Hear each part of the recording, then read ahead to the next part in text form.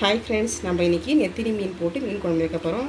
நெத்திலி மீனை இது மாதிரி தலையை மட்டும் கட் பண்ணிவிட்டு உள்ளே இருக்க குடலை மட்டும் ரிமூவ் பண்ணிக்கோங்க. வாடை அப்படியே இருக்கட்டும், அது ரொம்ப கட் பண்ண முடியாது. இப்போது நெத்திலி மீன் போட்டு குழம்பு வச்சுட்டு வவ்வால் மீன் போட்டு வறுத்துக்கலாம். இன்றைக்கி நெத்திலி மீன் குழம்பும் வவ்வால் மீன் வறுவலும் செய்யலாம் வாங்க. ஃபஸ்ட்டு கடாயில் எண்ணெய் ஊற்றிக்கலாம். நான் இந்த ஸ்பூனில் ஒரு 10 டீஸ்பூன் ஊற்றுக்கிறேன். மீன் குழம்புக்கு எண்ணெய் அதிகம் ஊற்றினா நல்லாயிருக்கும். எண்ணெய் காய்ஞ்சதுக்கப்புறம் கடுகு போட்டுக்கலாம், 1 டீஸ்பூன்.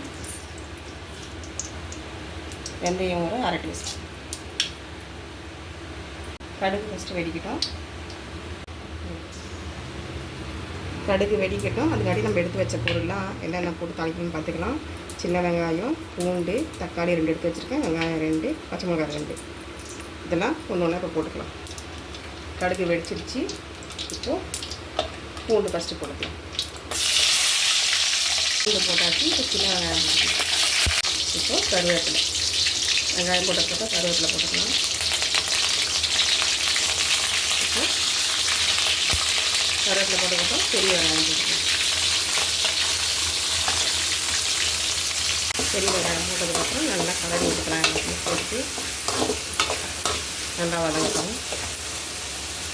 வெங்காயம் பூண்டும் நல்லா வதங்கிடுச்சு. இப்போது 2 பச்சை மிளகாய் எடுத்து வச்சுருக்கேன். 2 பச்சை மிளகாய் எடுத்து வச்சுருக்கேன், அதை போட்டுக்கலாம். இப்படி ஃபுல்லாக உடச்சி போட்டுக்கலாம். தக்காளி 2 தக்காளி எடுத்து வச்சுருக்கேன், அதையும் போட்டு நல்லா வதக்கிக்கலாம்.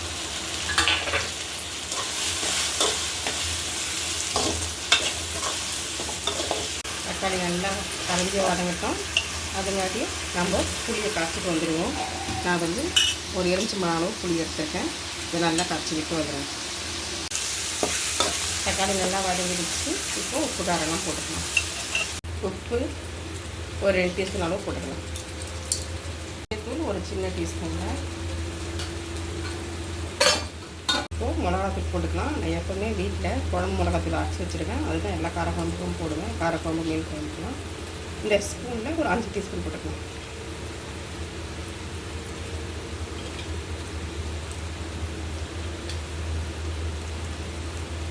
மிளகாத்தூள் பச்சை வெடிக்கு போகிற அளவுக்கு நல்லா வதக்கிக்கலாம்.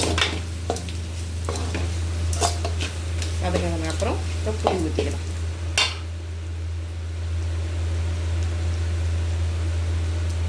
ஒரு எலுமிச்சம்பழம் அளவு புளியை கரைச்சி வச்சுருக்கேன். ஒரு சொம்பு தண்ணி ஊற்றி அதை இதில் ஊற்றிக்கலாம். நல்லா புளி மிளகாத்தூள்லாம் நல்லா பொரித்து பச்சை வாசனை போட்டோம். அதுக்கப்புறம் மாங்காய் மீன்லாம் குழம்பு 2 கொதிக்க வச்சிடுச்சு. இப்போ மாங்காய் போட்டுக்கலாம். நான் ஒரு மாங்காவை மூசாக கட் பண்ணி வச்சுருக்கேன். அதான் அப்படியே போட்டுக்கலாம். போட்டதுக்கப்புறம் குழம்பு இன்னும் கொதிக்க வச்சதுக்கப்புறம் ஒரு 5 நிமிஷம் ஸ்லோவாக வச்சோம்னா எண்ணெய் பிரிஞ்சிடும். அதுக்கப்புறம் மீன் போடணும். குழம்பு நல்லா கொதிச்சிடுச்சு. இப்போ மீனை போட்டுக்கலாம். இப்போது மீன் போட்டுக்கலாம்.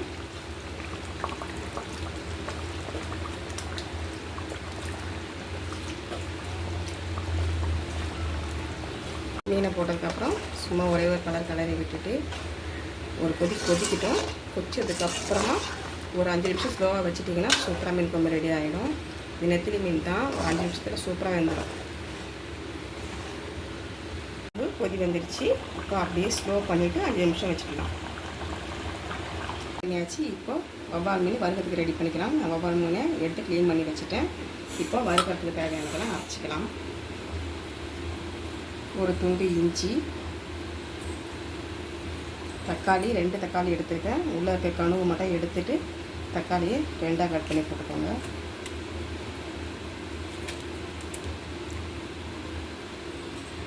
சோம்பு கொஞ்சம் போட்டுக்கலாம். மஞ்சத்தூள், உப்பு ஒரு சின்ன டீஸ்பூனில். மீன் குழம்பு மீன் வறுக்கிறதுலாம் எப்பவுமே நான் வீட்டு மிளகாத்தூள் குழம்பு மிளகாத்தூள் தான் போடுவேன். அது 1 டீஸ்பூன் போட்டுக்கலாம். கடை மிளகாத்தூள் ஒரு 1/2 டீஸ்பூன்.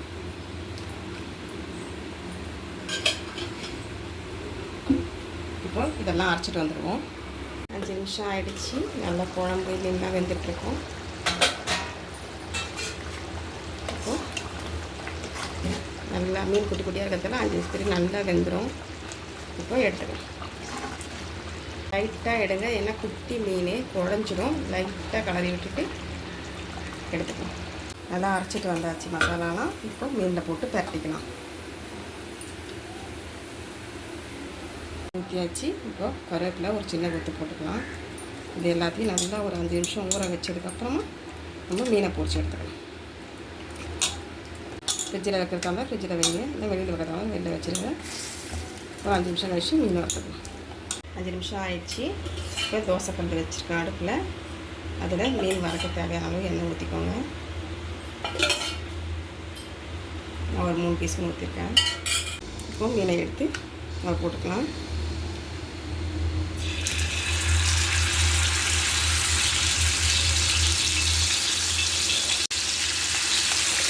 ரவா மீன் சாப்பிட்றதுக்கு நல்லாயிருக்கும், முள்ளெல்லாம் இருக்காது, பசங்க விரும்பி சாப்பிடுவாங்க.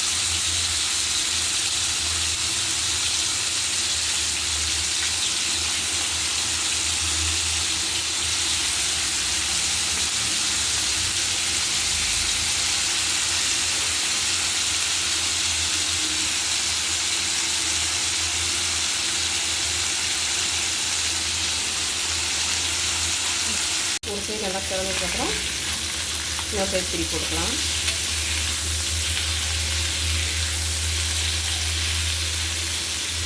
இந்த மாதிரி எல்லாத்தையும் திருப்பி போட்டுக்கலாம். நல்லா மீன் 2 சைடு திருப்பி போட்டு வெந்து வச்சு இப்போ ஆஃப் பண்ணிக்கலாம் அடுப்பை.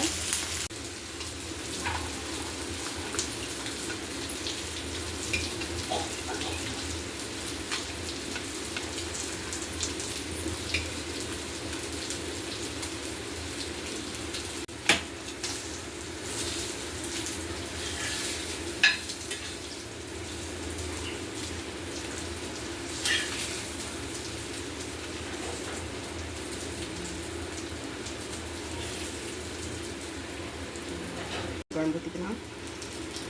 நெத்திலி மீன் குழம்பு நல்லா சின்ன சின்னதாக இருக்குது, அப்படியே சாப்பிட்டுடலாம், முள்ளோடு எடுக்கிறதுல.